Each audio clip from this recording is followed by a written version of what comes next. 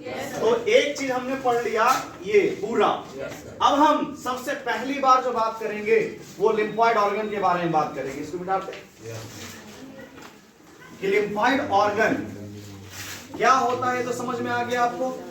अब कितने प्रकार का होता है अब वो बात करने वाले हैं, और उसके साथ एक ही साथ क्या कर लेंगे, लिख लेंगे। आइए समझिए, देखो बहुत इंपॉर्टेंट, अगर हम बात करते हैं लिम्फॉइड ऑर्गन, किसका, तो लिम्फॉइड ऑर्गन जो है वो दो प्रकार का होता है। हाउ मेनी टाइप्स, दो प्रकार। लिम्फॉइड ऑर्गन कितना प्रकार, सबसे पहला प्राइमरी और दूसरा सेकेंडरी। बोलिएगा प्राइमरी, आवाज है, बोलो primary lymphoid organ, secondary lymphoid organ. Clear, primary LO और सेकेंडरी समझ में आएगा।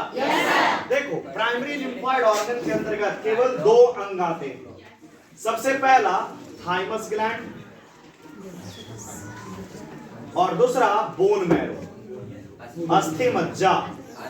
नाम सुने हैं, बोन मैरो एंड अस्थि, सॉरी थाइमस ग्रंथि और अस्थि मज्जा। क्लियर।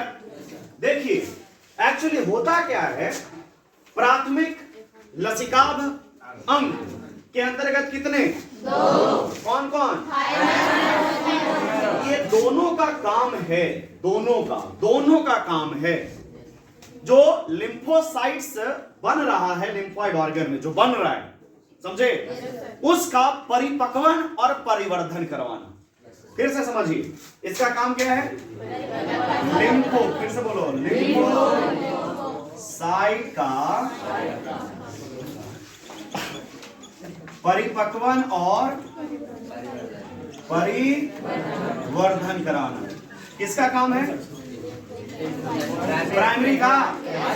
यही ध्यान से समझिए, प्राइमरी लिम्फॉइड ऑर्गन में कितने अंग, पहला थाइमस, दूसरा, बताइए ये दोनों का काम क्या है, लिम्फोसाइट्स का परिपक्वन एवं परिवर्धन करवाना। क्लियर। अब सवाल है कि यहाँ पे दो हैं, थाइमस और बोन। ध्यान से समझिएगा, अगर हम बात करते हैं थाइमस का, तो बर्थ के समय, जब बर्थ होता है ना बच्चा का, तो थाइमस ग्रंथि बहुत बड़ा होता है, यानी कि क्या होता है, लार्ज होता है। समझ गए। बर्थ के समय, जन्म के समय थाइमस ग्रंथि कैसा होता है, लेकिन जैसे ही प्यूबर्टी आता है, प्यूबर्टी यानी कि यौन अवस्था, तो ये क्या हो जाता है, स्मॉल, छोटा हो जाता है।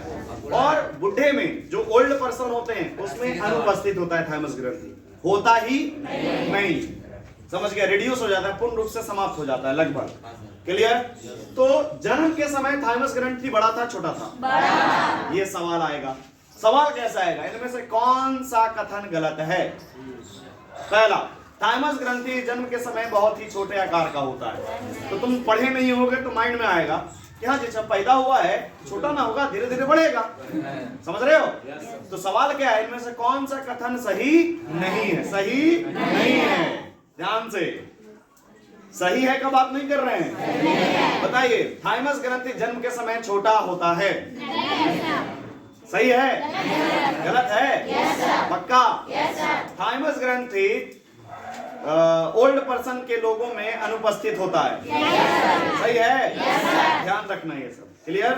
हाँ जी।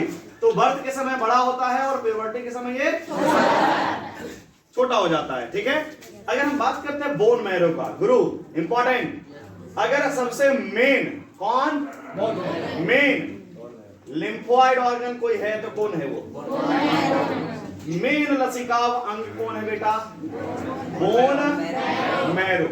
क्यों जानते हो, क्योंकि ये दो चीज का निर्माण करता है। पहला लिम्फोसाइट्स का, लिम्फो, और दूसरा ऑल ब्लड सेल का, ऑल आरबीसी डब्ल्यूबीसी जो भी है, समझे। तो ये मेन ऑर्गन इसलिए कहलाया क्योंकि यहाँ लिम्फोसाइट्स के साथ साथ सारे के सारे ब्लड सेल का भी निर्माण हुआ। कहां, बोन मैरो में, अस्थि मज्जा में, और ये दोनों मिलकर क्या करवाता है? परिपक्वन और परिवर्तन। कौन करवाता है? आपका प्राइमरी लिम्फोइड ऑर्गन, जो कौन है? थाइमस और क्लियर नहीं आया? पक्का? बात करते हैं सेकेंडरी लिम्फोइड ऑर्गन। तो सबसे पहले इसमें आता है टॉन्सिल। क्या आता है? टॉन्सिल। नाम सुने हो?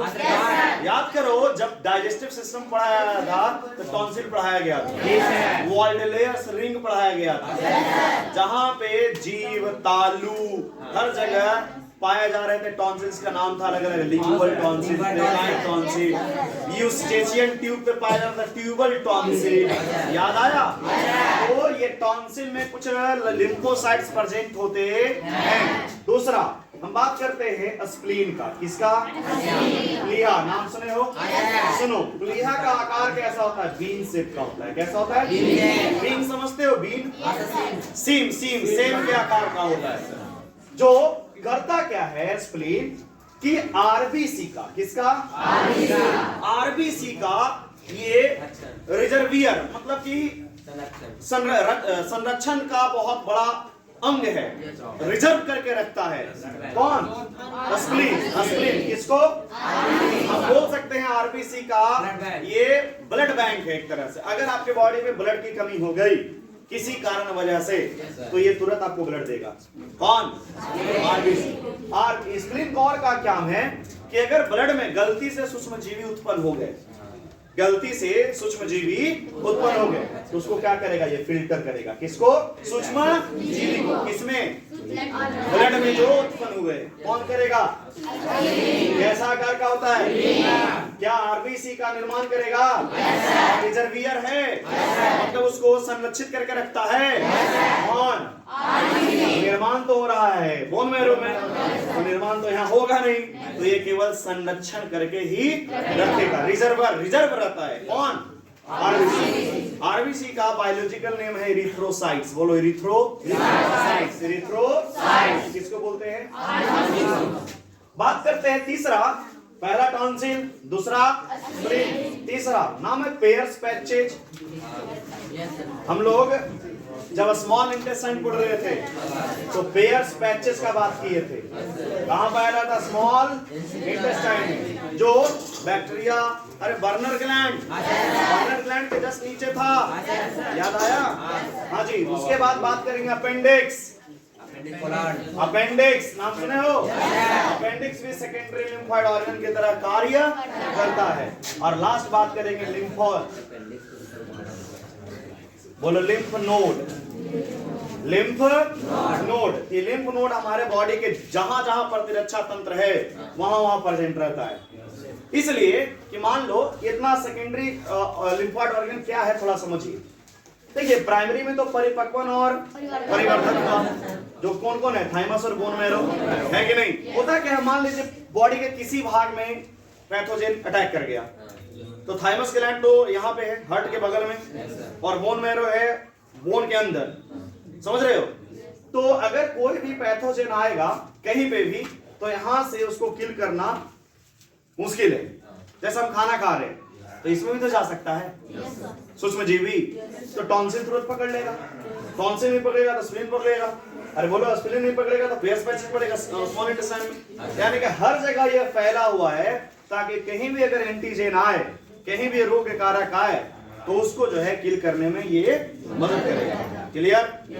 कोई भी बहुत बड़े बड़े ऑर्गेनाइजेशन जैसे जियो कंपनी का हेड ऑफिस कहीं ना कहीं तो होगा, लेकिन छोटे छोटे ऑफिस हर छोटे छोटे शहर में है, ताकि आप यहीं पर जाके अपना कार्य कर ले। आपको दिल्ली मुंबई जाने की जरूरत नहीं है। ऐसा होता तो फिर गड़बड़ हो जाता। समझ रहे हो बात को? तो ये कंडीशन होता है लिम्फोइड ऑर्गन का। तो प्राइमरी और सेकेंडरी कितने भाग में बांटा गया लिम्फोइड ऑर्गन को? तो इतना पूरा जो चीज है, जो बोर्ड पर लिखा गया है, इसको हम लोग कहाँ लिखेंगे? अभी कॉपी में एक एक करके। तो आर यू रेडी? कॉपी निकालिए और लिखिए।